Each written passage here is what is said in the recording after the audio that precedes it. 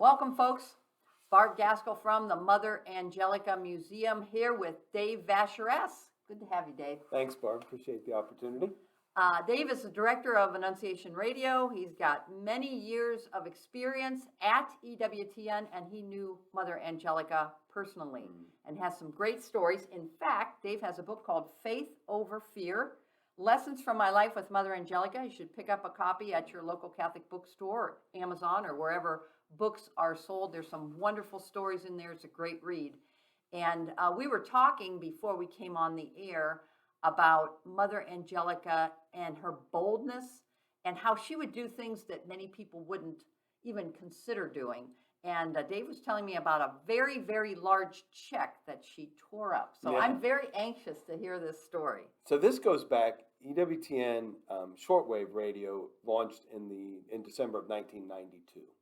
So you had that alone until about 1996, when there was this opportunity to start building Catholic radio stations carrying EWTN programming on AM/FM stations around the country. Doug Sherman, who lived in California, had pitched this idea to Mother Angelica that he would like to carry the programming on a station that he was buying. But this got Mother Angelica's wheels turning, and one of the thoughts that she had was, why wouldn't the EWTN just start AM/FM radio stations around the country that they would own and operated stations? And of course, they would start with a station right where they were in Birmingham, Alabama. So Mother Angelica sent a couple people to meet with a major donor who had been very generous to EWTN in the past. And she said, ask him for $1 million. I want $1 million.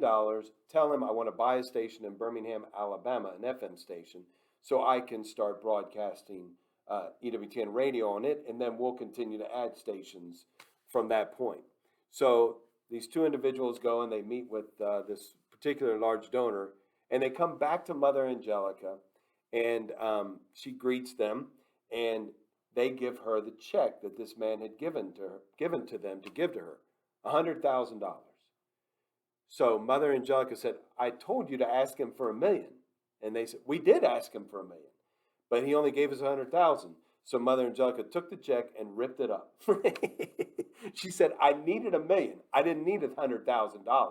And she called the man and probably had some niceties to say, but then maybe a couple other things. But we talked about before this idea that Mother Angelica never owned the ideas.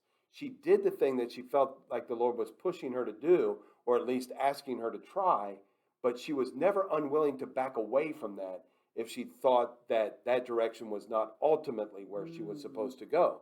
So she took that as a sign that EWTN was not to own these AM/FM radio stations, that they were to provide the programming and encourage other people and other organizations to be raised up to own the stations and then just carry her programming for free.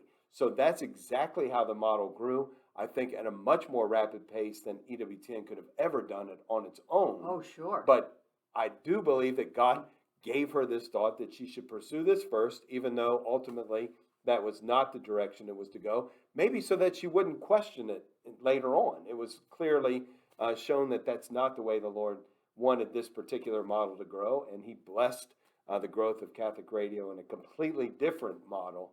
And it is what we see today, 500 Catholic radio stations around the country. Just amazing. But she had and we talked about earlier that her sister said that she had the 8th gift of the Holy Spirit. And the 8th gift of the Holy Spirit is guts. And I don't know anybody who has the guts to tear up a $100,000 check, but God bless her. What a spiritual giant. Mother Angelica, the life and legacy of Mother Angelica. Come back for the next episode of this amazing woman.